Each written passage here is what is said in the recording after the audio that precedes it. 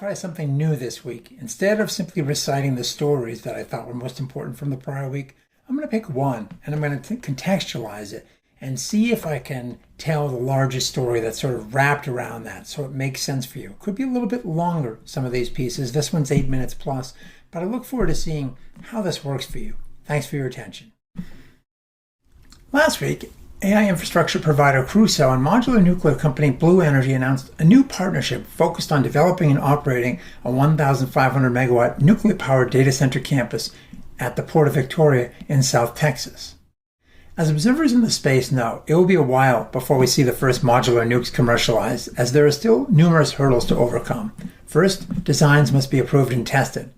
Then the factories that will make these modular facilities must be built, and they'll have to achieve economies of scale, producing significant volumes to drive marginal unit costs down.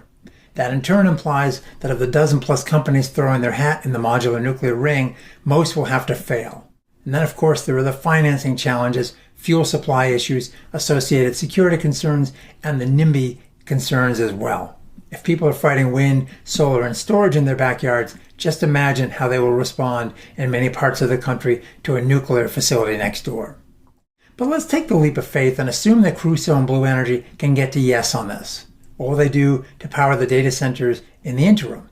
Well, they'll look to on-site gas generation, of course. The two companies position their approach as the world's first gas-to-nuclear conversion, with a transition to nuclear generation anticipated by 2031. The concept is an interesting derivation of another approach that is increasingly embraced as it's becoming clear, A, just how many companies are chasing the same megawatts of grid power, and B, how long the process of grid connection may eventually take.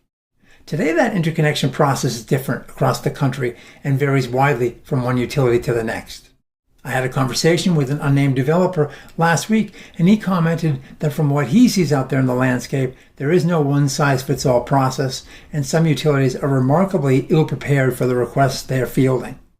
This individual was thus looking forward to seeing the ultimate outcome of the October 23rd letter from Secretary of Energy Chris Wright to the Federal Energy Regulatory Commission, directing them to develop an interconnection process for data centers.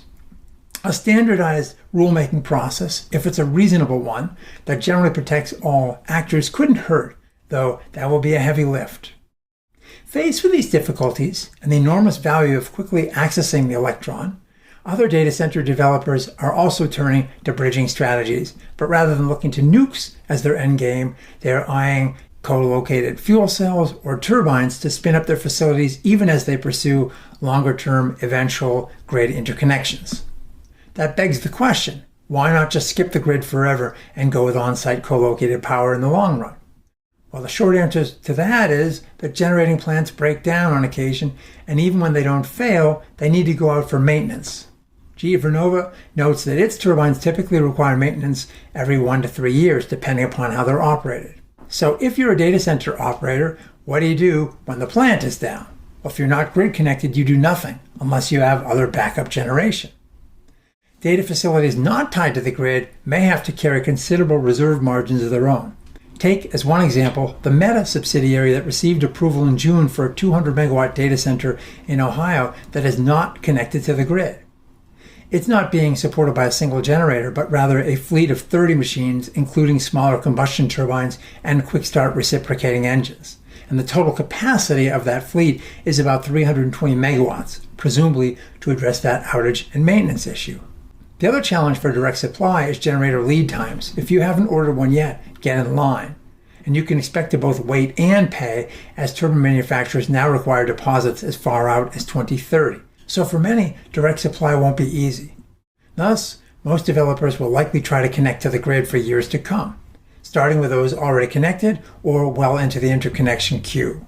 But those applicants will rapidly fill up the existing transmission capabilities of today's grid.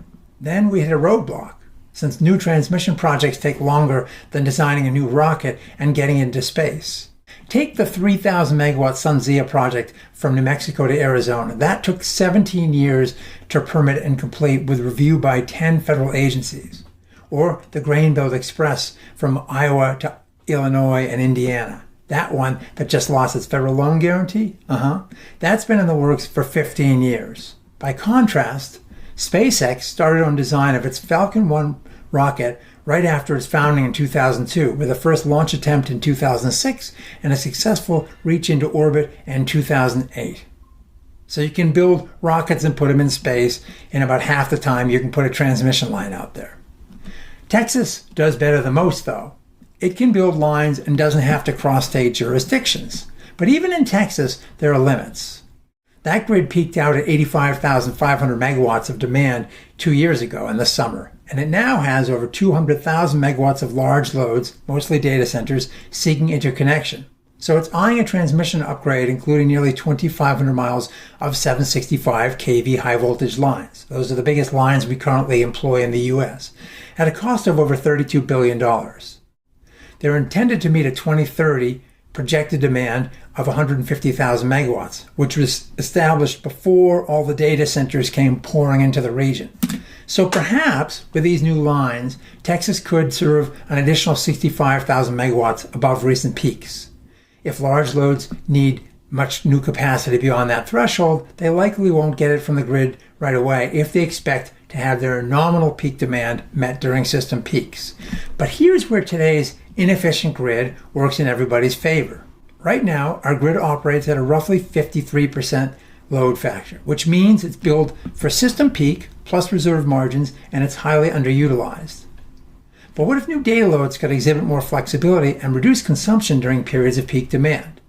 A Duke University Nicholas Institute study suggests that with flexibility, one could interconnect tens of thousands of megawatts of additional load. This could be done in a number of ways. First, by changing the way data centers operate. Chip maker NVIDIA just announced that with software vendor Emerald AI, it's shown that data centers may be able to demonstrate more flexibility than was previously supposed. A new facility going into Virginia called Aurora will be programmed to do just that. And tests have shown the ability to reduce demand by up to 25% for as long as 3 hours. Or data centers could bring their own generation. So if the grid operator calls on the data center, they can disconnect from the grid and temporarily self-generate. Southwest Power Pool is planning to accelerate the interconnection process there to just 90 days if data centers can commit to being curtailed. Similarly, Texas Senate Bill 6 also eyes curtailment, explicitly telling data centers that if they want to interconnect, ERCOT has a kill switch that it will employ if it needs to during periods of high grid stress, and the data centers will have to accept that if they want to be interconnected. Or perhaps the data centers could buy capacity from a third party that can provide it more cost effectively. That's what DR provider Voltus is offering, a virtual power plant arbitrage opportunity. So if a data center needs 500 megawatts, they buy that capacity from somebody else who can shed it on their behalf. Other virtual power plant developers and demand response providers are nurturing the same or similar concepts. So flexibility, whether directly in the data center load itself or bought from other customers, can help to push down the peaks and pull up the shoulders. That will increase load factors, so we can flow more megawatt hours across the same infrastructure.